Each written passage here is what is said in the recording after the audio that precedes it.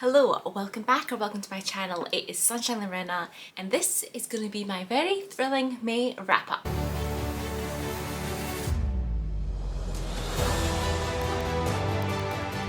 So guys, I am going to be speaking about all the books that I read in May and they were all thrillers. Like, I can't remember a month where I exclusively read thrillers. This wasn't my intention in May. If you watched my May like holiday TBR hopefuls, you would have seen that actually there was a lot of romances, but I ended up reading all thrillers. So I did not read all the books on that hopefuls TBR. I'm just gonna just jump straight into it, take you through these books. But yes, I had a very thrilling month and loved it. So in May I read a total of 6 books, guys, which it was a pretty good amount of reading. Obviously I've been quite busy. I didn't read as much as I thought I would while I was away, but that is totally fine. And yeah, I had to do studying and stuff as well. So, you know, the time is what it is. But the first book that I read in May, or at least the first one I finished, because I can't remember what order I actually started reading these in, was The One by John Mars. Now, this is one of those Black Mirror-esque thrillers that he has been writing in recent years, which I really do actually enjoy. I have also started watching the Netflix TV series, but just to make you aware, like, the Netflix TV series is different. It takes the concept, but it's like a different story arc and there's different characters compared to the book, so it doesn't really matter which way around you do it because it's not really going to spoil it. But yes, in this one, the one, obviously everyone wants to find the one that they're meant to be with, the love of their lives. They find that the human race has this gene that is uniquely matched with one other person. So now there is this company who, you know, you obviously pay a fee, they do the test and they will match you up if that person is in their database. Obviously, if somebody hasn't done the test, then you won't get results, but it can be wildly different. You could, you know, be matched with somebody who's literally on the other side of the world, or they could literally be in the next town. They could be like a huge age gap, you know, or, you know, you're matched with someone completely unexpected. However, your DNA match is scientifically proven to be like the one, obviously, but you have this instant connection that just is undeniable.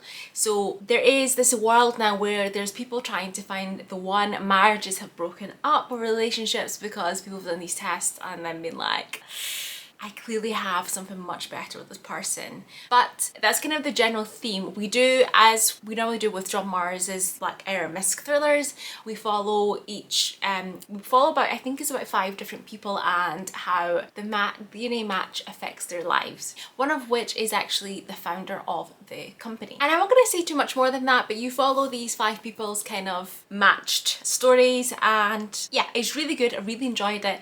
I love this TV series Black Mirror, so I love how John Mars is doing these books that give those Black Mirror vibes. So if that is your jam, definitely want to read it. I have also read The Passengers by him, which involves self-driving cars, and then The Minders not too long ago.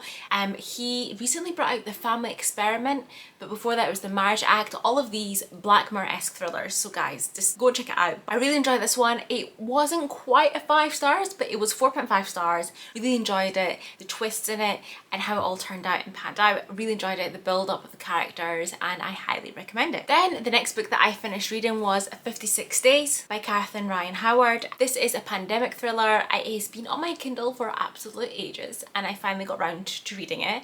I do remember it came out in like 2021 and I was very like intrigued because we were still not like out of the pandemic completely. It was still a thing and I thought, oh, really interesting. So it is a thriller set in the pandemic. There is this couple who they met not too long before actually the pandemic happened, and they've ended up living together, and it's about what happens in these 56 days, and at the end of it one of them is dead. So we have Karen and Oliver, and they met in a supermarket line in Dublin, and both of whom had recently kind of moved to Dublin. So yeah, that's how they start kind of meeting each other, and like I said, things progress much quicker because of the pandemic and situation. What we do is we do have like this kind of jump around of 35 days ago, it could be like 65 days ago, 10 days ago, today. So you're getting like the perspective of what the investigation is, and obviously as the beginning you don't know who it is who is dead, and like you're just getting these back and forth.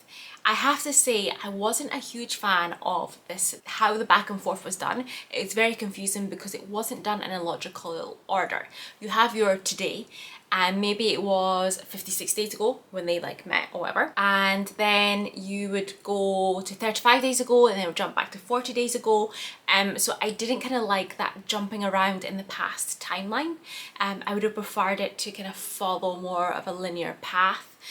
So yeah, a little bit confusing with the back and forth, because it wasn't always particularly clear exactly what's, but yes, I had certain expectations with this being a lockdown thriller, but this one didn't quite kind of meet those expectations I had of what was going to happen. It was, for me, I gave this 3 stars, so it was pretty much an average thriller, but the concept was a good idea. I just feel like execution didn't quite hit the mark. And with this one, I feel like this actual storyline, the plot that was going on, really only got super interesting in like the last third of the book, as it got more intense and it was kind of building up more, but the lead up to that wasn't that great, and I skipped going to give it a chance. But yeah, very average. And just like a kind of another note on that jumping around, I think rather than just having the days ago, I think it would be better having like a chapter title and actually knowing whose POV we're going into, because with the jump around we go between Kiara and Oliver, and plus then our investigation in the current timeline with the police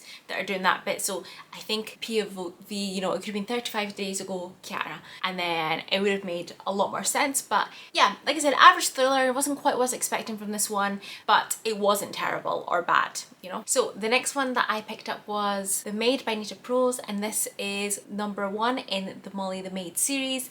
Again, this has been on my Kindle for a while and I finally got around to it. This is like mystery thriller vibes, but done more in the cozy-esque mystery vibe side. So Molly is our main character. She is a maid at this hotel, which is quite prestigious, and one day she discovers one of the wealthiest kind of patrons, guests at the hotel. They're permanently staying there. This is the level of wealth we're talking about, and she discovers him dead in his bed. Her world prior to this, her life was very orderly, and this whole thing turns everything upside down. So for some months she has been kind of navigating life on her own.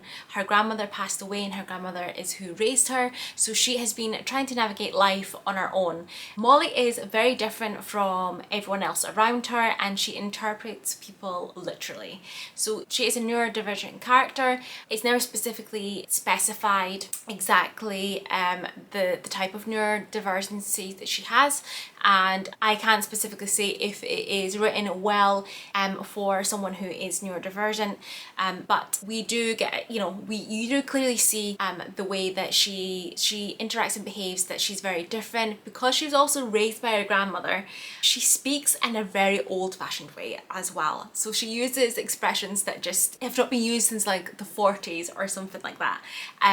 So that doesn't exactly help how she comes across. People sometimes find her very odd with the combination of both factors. She is very perfectionist. She does like to do her job really well and keeps everything orderly and does a fantastic job at being her maid. The other maids don't exactly like her all the time because I think they obviously see her as a bit of a perfectionist and trying to outdo them, etc. So there is a little bit of conflict with some other staff in the hotel. Within this whole situation, she does end up becoming the lead suspect in this murder, and the police do kind of target her for this. She quickly finds herself caught up in a web of deception. She has no idea kind of how to like manage it and get out of it. Fortunately for her, there are some people that are very kind and lovely and try and help her navigate through this situation and work out the mystery of actually what happened and who murdered the guest. It does give a little bit of a locked murder mystery vibe, since the murder did take place in like the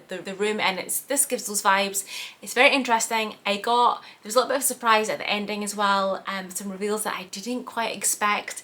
I did really enjoy the character of Molly and also the other characters surrounding her, and I would love to see this adapted as well. I think it would be fantastic, and I'll need to get to the second book at some point. And I just realised I did not tell you what my rating was.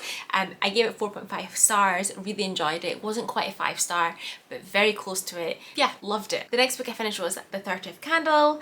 Again, I read this on ebook. Again, on my Kindle. All of these were read actually on my Kindle this month. And this one helps me tick off South Africa on my Read Around the World challenge, which I definitely need to track that a little bit better, but that's something for me to do offline, or off camera, sorry.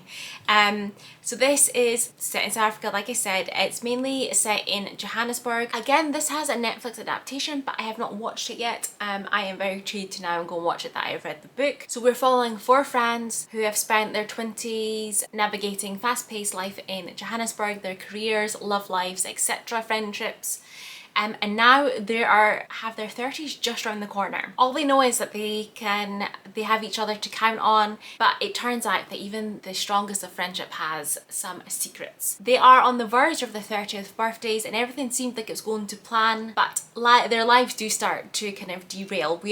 You do follow them over several years, but it starts just before their 30th. We have Dika Lady, who is still waiting for her boyfriend to propose. Linda finds herself single again, wondering if she'll ever find that perfect man. Nolaze has a secret that she's too scared to reveal to her friends. And Sadie thinks that she's found the one, but is he too good to be true? Secrets are spilled in this one, relationships are tested to their limits, and it is looking at their love lives, their friendship, what will win, etc.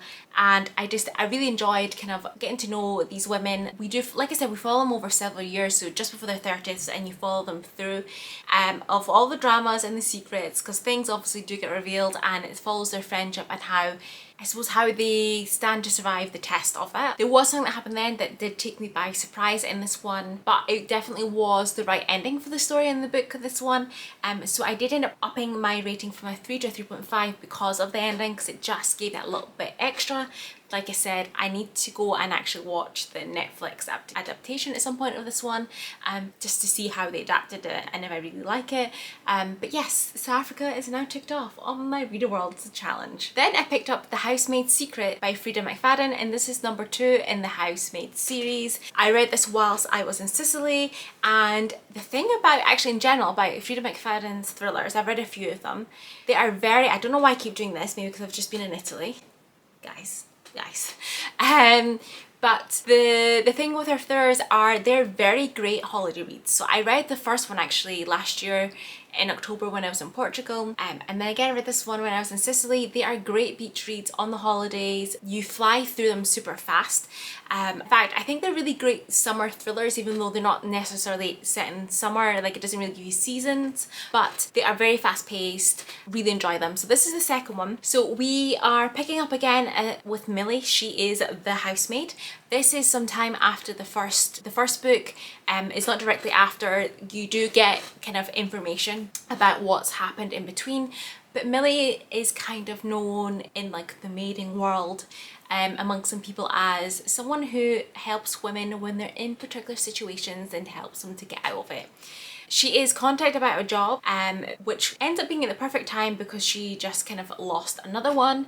And this is following Douglas Garrick, and he is, for once, it's the man who kind of hires her. Normally it's the women that hire her. So it is a very bit of an odd situation. So she has this job, but it is all very weird in the sense that he tells her, don't go into the guest bedroom, my wife is there covering, she is, you know, unwell, and it's giving very odd vibes. This is in New York this time. It is in a penthouse apartment. It's like incredible, like they are rich guys, super rich, but it does give us vibe that there's something going on behind closed doors in this marriage. There's something very strange happening. With Millie, if you have read the first one, you know that there are some things in her past that doesn't always help her get jobs, so it's not exactly easy for her to find jobs if they want certain checks done, which she doesn't pass. So the Garricks do take her on. They clearly don't run the checks, or if they do, they don't really care. It seems pretty easy. They have no kids. It seems like a great setup. But like I said, she hasn't seen Mrs. Garrick. She keeps seeing odd things. She hears crying, and one day she does knock on that door just to find out if she's doing all okay.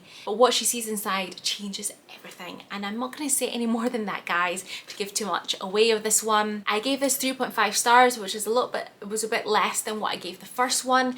I think now I get the format of Frida McFadden's books. You follow your main character's POV, in this case it's Millie, until about 60%, and then we get a switch to another character's POV, and then you kind of find out what seemed a bit odd, what's going on. You see the other side, and you follow the other POV, and then you start to find out kind of actually the situation we thought it was is not happening, etc. And then reveals and secrets and all that sort of jazz. But I think I get the format now, so it takes a little bit of surprise element out of it for me, because I do know this is not what it seems, but we're gonna get to this point where it's gonna switch and we're gonna find out actually what's been going on. But I do, you know, like I like to pick it up again with Millie, seeing where she was at in her life and how things are going after everything that happened in the first book. And it does give that kind of good setup for the series to continue. I believe there is one coming out now in June, the third one. I will slow read it at some point. They are really enjoyable, really fast to flick through. There were surprises in this one I didn't see coming as usual. Did really enjoy it, but like I said, not quite as much, but they are the perfect holiday reads, guys. So highly recommend if you love a good thriller. And then the sixth and final book that I read in May was One of the Girls by Lucy Clark. And as you can see, the cover, it is giving the perfect summer thriller vibes. This one is set in Greece and it is a hen party. It takes place in this one of the girls' aunt's villa. It's a little bit remote, a little bit out of the way. It is on a cliff edge, guys. It is on a cliff edge, which is not exactly safe, but there are 6 of them that are on this hen party. The island is stunning. They are, you know, got the beaches sun-drenched, they have the pool, everything seems great. But as each kind of night passes, there is something that is like happening, revealing. Things are slightly changing. It's not quite as fun. There's, you know, things being revealed and, you know, secrets being revealed. By the final night, you do end up with, there is a body on the rocks, but who would kill for it? So there is something going on. I really enjoyed this. I enjoyed the fact that we got the different POVs of each of like the hens and the things going on. You do early on get a vibe of certain people that are hiding things, and yes, you do get these random, you do in between get these sections where it doesn't belong to anyone's POV, but you kind of get a general of, you know, we didn't think, you know, it would end like this type kind of chapters to kind of keep you intrigued. I enjoy the twist. It went to a place I didn't see it coming, guys, and it wasn't who I thought it would be. That ends up with the rocks. It's very interesting, very well done. Really enjoyed it. She did a really good job. So I gave it 4 stars. I did enjoy the building of the story, the characters, and thought it was really great. So if you're going away this summer, or if you want to read a summery thriller this year, I highly recommend this one. She did write The Castaways, which I read a few years ago, but I think I gave that like a 3.5. It just wasn't quite there for me for that one, but again, it was summer thriller vibes, so it just seems to be Lucy Clark's thing, is to write these really great summer books. That's it. That's all 6 thrillers and that kind of mystery thriller that I read this month. Let me know if you've read any of these, if you're going to be picking up any of them. Leave that comment down below, hit the like button, hit subscribe if you don't want to miss any more content from me, and I'll hopefully see you in the next one. Bye! And this is a pandemic. Everything. Oh.